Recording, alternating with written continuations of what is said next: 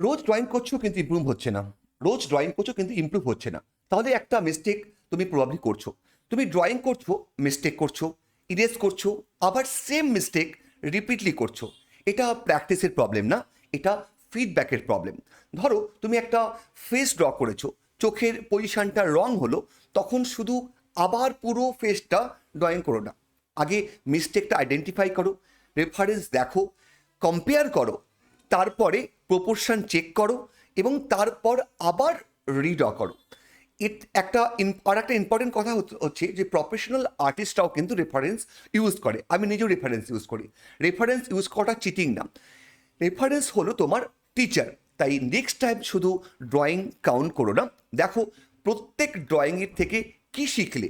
আজকে তোমার পুরনো আঁকাটা ড্রয়িং বার করো, কতটা তুমি শিখতে পেরেছো, একটা পুরোনো মিস্টেককে বার করো।